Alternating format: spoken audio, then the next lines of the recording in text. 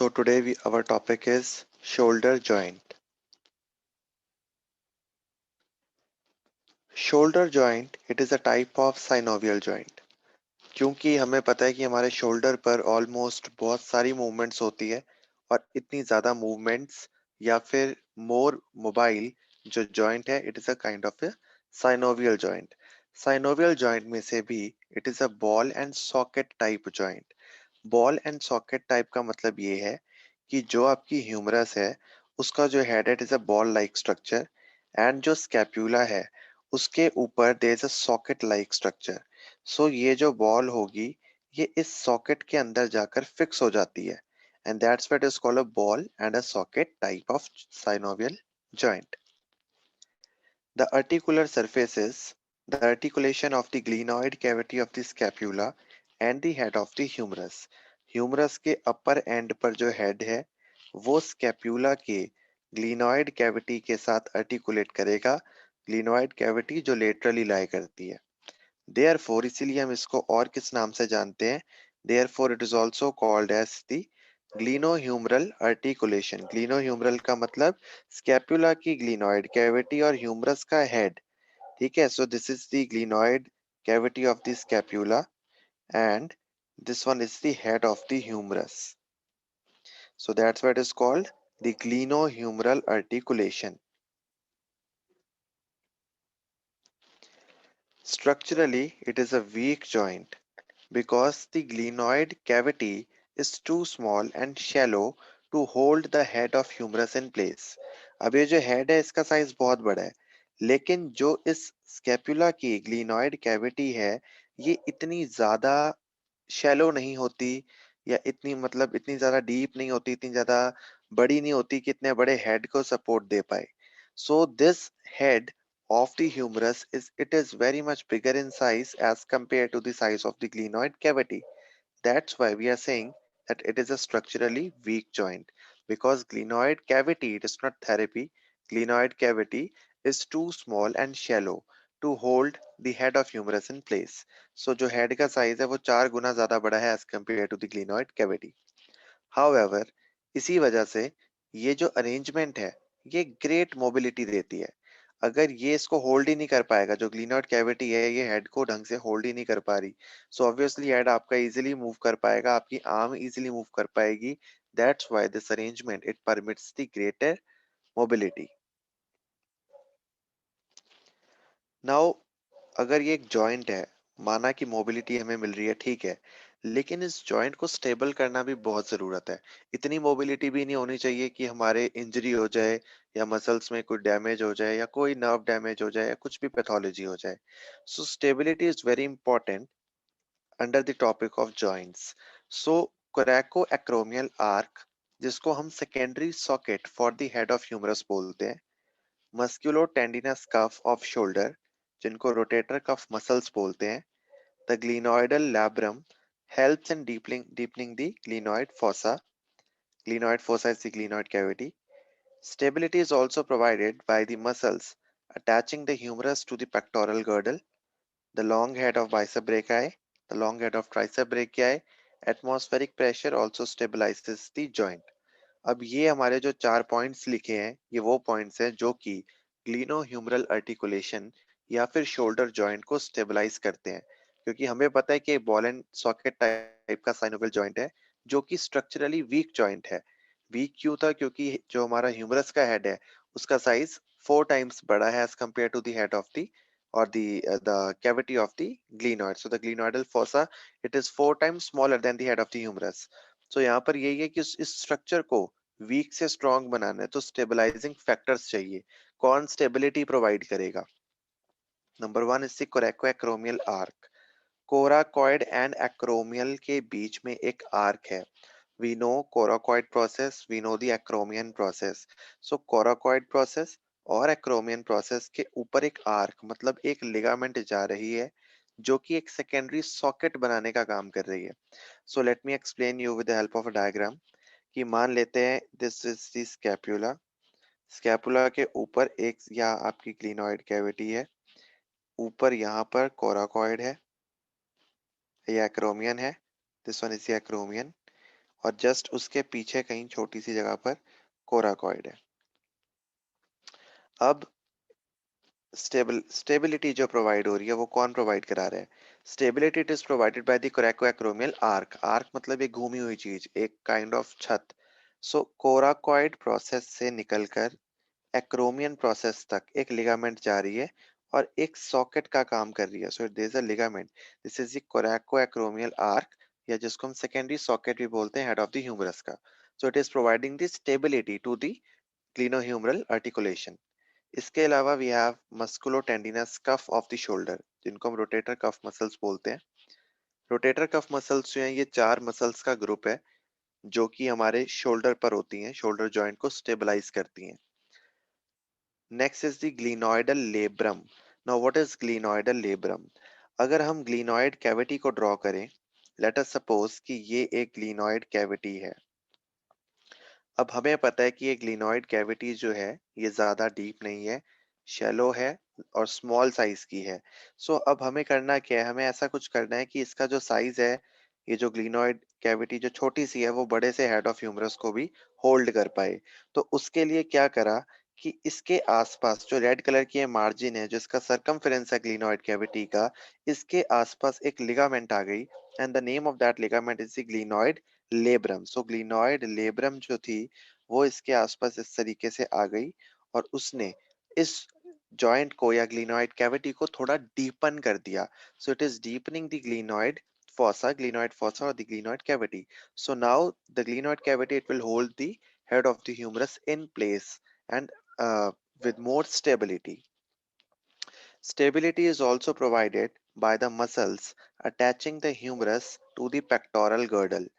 वो मसल्स जो स्कैपुला और ह्यूमरस के बीच में होती है, वो मसल्स भी स्टेबिलिटी प्रोवाइड करती है। स्कैपुला, क्लेविकल, ह्यूमरस, ये सब मसल जो पीछे बैक से आ रही है, लेटिसमस डोर्साई। सो ये जितनी मसल्स हैं जो ह्यूमरस से अटैच्ड है और पेक्टोरल गर्डल के साथ जुड़ी हुई है, they are providing this stability. जिनमें से the long head of the bicep brachii, it is utmost important. The long head of tricep brachii, atmospheric pressure also stabilizes the joint. It is a good point. Atmospheric pressure भी हमारे joints की stabilization के अंदर help करता है। Now the ligaments. The ligaments, we have different ligaments which are providing the stability to the joint, or we can say a supporting framework to the joint. So number one, we have the coracohumeral ligament. Coracohumeral ligament नाम से पता चल रहा है कि ये coracoid और humerus के बीच वाली ligament है. So it is known as coracohumeral ligament.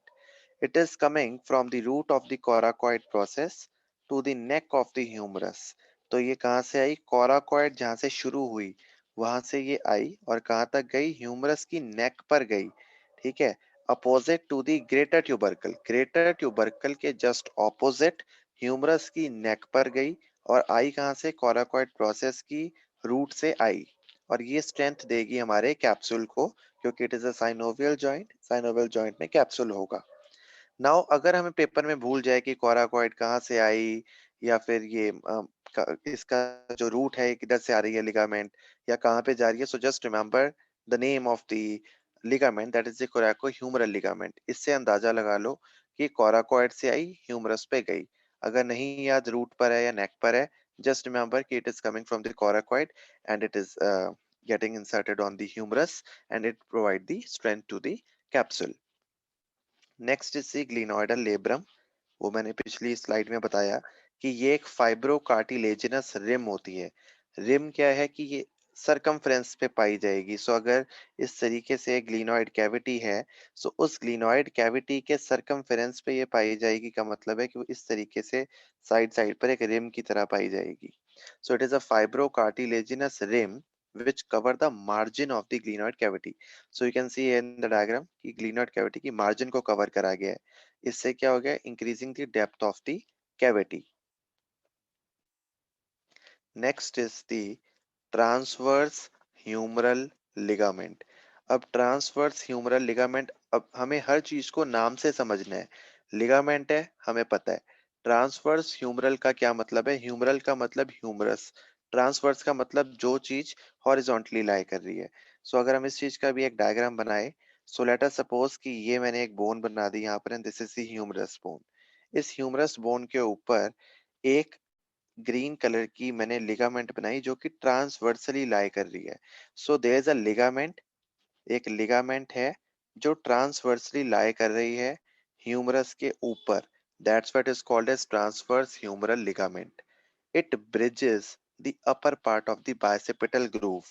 हम सबको पता है कि बाइसेपिटल ग्रूव क्या होती है। There is a groove on the humerus जिसको बाइसेपिटल ग्रूव कहते हैं, जहां से बाइसेप मसल्स के टेंडन निकलते हैं। So let me show you with diagram.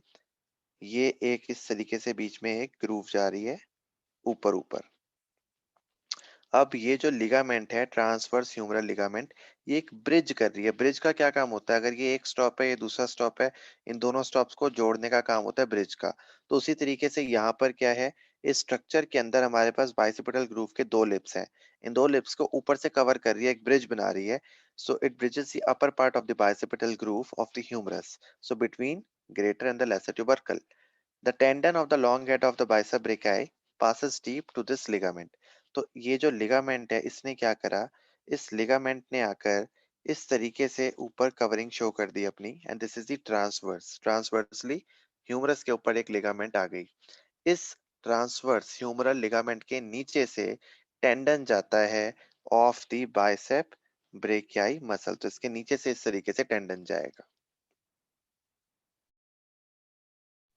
So these are the main three ligaments: coracohumeral ligament, glenoid labrum, transverse humeral ligament. Next and the very important, capsular ligament.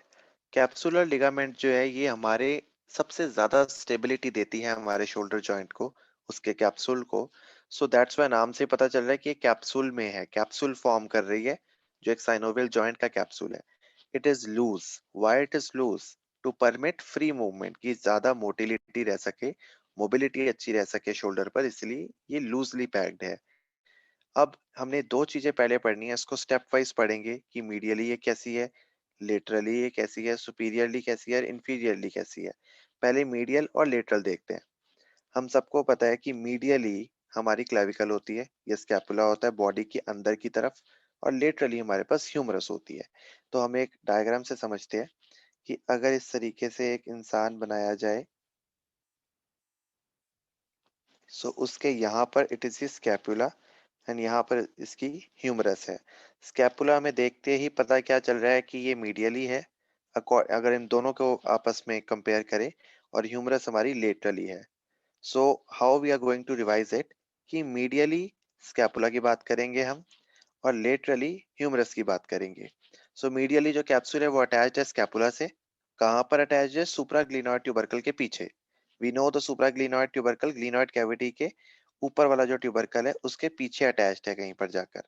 So medially the capsule is attached to the scapula beyond the supraglenoid tubercle and the margin of the labrum also, that is the glenoid labrum. Now laterally it is attached with the anatomical neck of the humerus with some exceptions.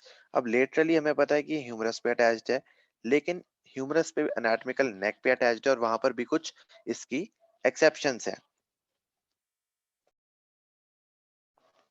Now what are those exceptions? Laterally, lateral side पर मतलब humerus के ऊपर, anatomical neck के ऊपर, ये superiorly अगर हम देखें, ह्यूमरस की नेक के ऊपर अगर हम ऊपर की तरफ देखें, so it is deficient for the passage of the tendon of the long head of the bicep brachii. So we know कि जो हमारी ह्यूमरस है, अगर इस तरीके से मैंने ह्यूमरस बनाई, सो जो ह्यूमरस है उसके अंदर से एक बाइसेप ब्रेकाई का जो टेंडन है उसने पास करना है।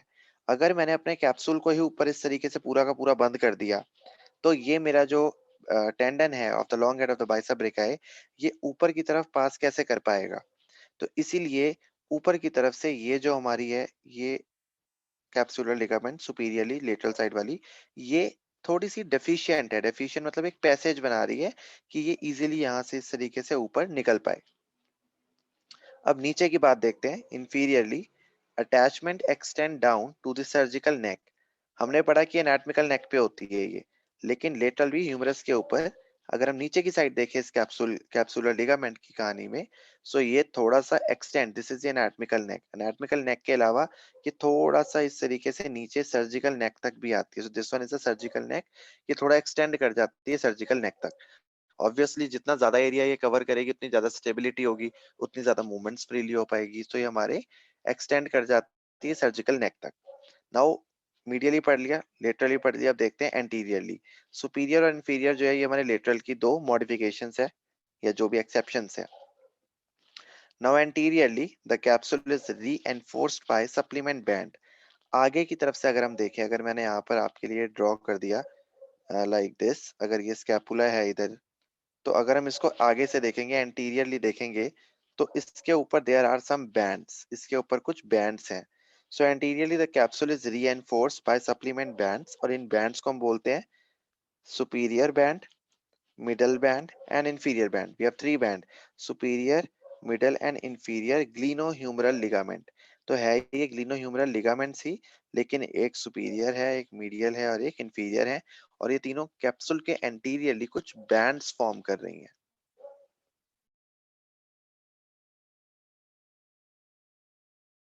So let us see this diagram first. This is the glenoid cavity here and this is a humerus. So ये humerus है, ह्यूमरस के ऊपर ये कुछ लिगामेंट्स आ रही है। This one is a transverse humeral ligament जो ब्रिज कर रही है। This one is a glenohumeral ligament जो ग्लिनॉइड और ह्यूमरस के बीच में है। Then there is a coracohumeral ligament जो कोराकॉइड और ह्यूमरस के बीच में होगी। सो कोराकॉइड एंड ह्यूमरस के बीच वाली ligament is a coracohumeral ligament, this one. Then this is the coraco acromial ligament. Coraco acromial ligament is a coracoid, and coracoid और acromial के बीच वाली ligament is a coraco acromial ligament. Then this one is the clavicle bone और ये हमारी scapula है।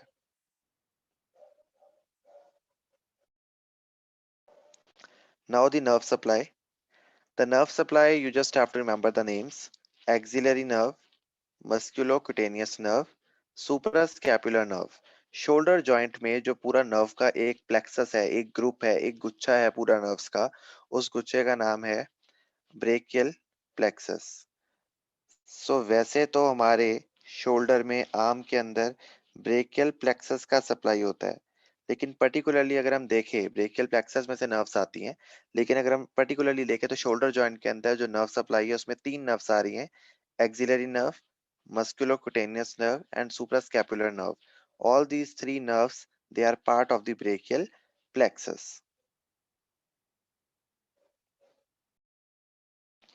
Now blood supply. The anterior circumflex humeral vessels।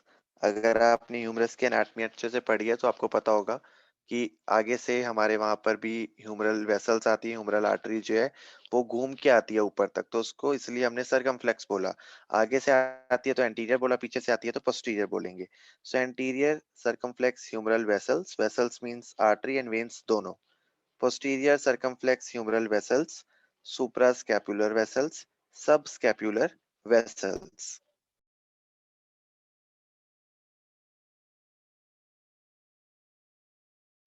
Now the movements जो कि शोल्डर जॉइंट पर होती है। शोल्डर जॉइंट एक फ्रीली मोबाइल जॉइंट है as it is a synovial joint, और साइनोवियल के अंदर भी ये हमारा बॉल एंड सॉकेट जॉइंट है। सो बहुत अच्छी इसको मोबिलिटी जो है वो मिलती है। सो मूवमेंट्स के अंदर ये फ्लेक्शन भी करता है, एक्सटेंशन भी करता है, एडक्शन भी करता है, एबडक्शन भी करता है, medial rotation and the lateral rotation, and circumduction भी करता है। सो फ्लेक्शन के अंदर जो मेन मसल्स हैं and the accessory muscle, just you just have to remember the names of the muscle and the range, जो ये डिग्री में रेंज लिखी है कि कितनी रेंज में ये मसल जो करता है मूवमेंट शो करता है। So I am just reading it. Flexion के लिए main muscles are clavicular head of the pectoralis major, anterior fibers of deltoid, coracobrachialis, short head of bicep brachii. For extension, posterior fiber of deltoid, latissimus dorsi, teres major, long head of tricep brachii, sternocostal head of the pectoralis major. For adduction, pectoralis major, latissimus dorsi, short head of bicep brachii, long head of tricep brachii, teres major, and coracobrachialis. For abduction, both supraspinatus and deltoid muscle they initiate abduction, and they are involved throughout the range of the abduction from 0 to 90 degree. So 0 से 90 degree abduction के अंदर supraspinatus and deltoid muscle दोनों initiation करवाती है, शुरुआत करवाती है पहले 0 से 15 डिग्री तक ये लेकर जाती है, उसके बाद 0 टू 90 डिग्री तक भी मेंटेन करके रखती है हमारे abduction को. Serratus anterior 90 to 180 degree, upper and lower fibers of trapezius 90 to 180 degree. Now the medial rotation, pectoralis major, anterior fiber of deltoid, latissimus dorsi, teres major, subscapularis. Lateral rotation, posterior fiber of deltoid, infraspinatus and teres minor. अब इतनी सारी movements के बाद अगर हमें ये सब movements को जानना है, याद करना है, तो हमें परफॉर्म करके देखनी पड़ेगी. तो अपनी बॉडी पे खुद परफॉर्म करो फ्लेक्शन, और जहां जहां मसल्स हैं, आपने अपर लिम्ब की एनाटॉमी पढ़ी है, उनको टच करो, वहां पर हाथ रखो, एक्शन करो, और उस वजह से आपको उस चीज से याद हो जाएगी. Because movements are very frequently asked in the questions. Now the clinical anatomy of the shoulder joint. Number one is the dislocation. सबको पता है शोल्डर जॉइंट पे डिसलोकेशन हो जाती है, usually occur when the arm is abducted. In this position, head of the humerus presses against the lower unsupported part of the capsular ligament. हमें पता है कि हमारा जो हेड है उसको पूरे के पूरे कैप्सूल ने बांधा हुआ है, लेकिन अगर नीचे की साइड पर इंफीरियरली नीचे की तरफ जो कैप्सूल है वो वीक है, या फिर ये जो हमारा हेड ऑफ द ह्यूमरस है नीचे की तरफ थोड़ा सा डिस्प्लेस हो जाए, then it is called the dislocation. Thus almost always dislocation is subglenoid. Dislocation endangers the axillary nerve, which is closely related to the lower part of joint capsule. So lower part of the joint capsule पे जैसे axillary nerve, और अगर dislocation होती है तो axillary nerve की pathology होने के चांसेस भी रहते हैं. Again, the common problem, frozen shoulder. Pathologically, two layers of synovial membrane become adherent to each other. दो लेयर जो है हमारे साइनोवियल कैप्सूल के अंदर, साइनोवियल मेम्ब्रेन है और साइनोवियल मेम्ब्रेन जो है, इनकी दो लेयर्स अगर आपस में एडहेरेंट हो जाती है, चिपक जाती है, सो क्या होता है कि मूवमेंट जो है वो काफी डिफिकल्ट हो जाती है. So that is the frozen shoulder. इसलिए हमने यहाँ लिखा है एडहेसिव कैप्सूलाइटिस. एडहेसिव मतलब चिपकने वाली, कैप्सूलाइटिस का मतलब है जब कैप्सूल्स आपस में चिपक गए, इन्फ्लेमेशन हो रही है. So you can see this is a normal joint, and this one is the frozen shoulder, or we can say the adhesive capsulitis. Here the inflammation at the joint is occurring. So clinically patient जो 40 से 60 साल की as में होते हैं complain करते हैं progressively increase pain in the shoulder. वो ऊपर नहीं उठा पाते, abduct नहीं कर पाते अपनी आर्म को, stiffness हो जाती है जॉइंट में, and restriction of all movements particularly external rotation, abduction and medial rotation. Patient ये शिकायत करते हैं कि हमसे शर्ट वियर नहीं करी जाती, या खुद के कपड़े नहीं पहने जाते, हमसे हाथ ऊपर नहीं उठाया जाता, या कुछ भी उठाते हैं तो पेन आ जाता है. So adhesive capsulitis, it is one of the clinical anatomy of the shoulder joint.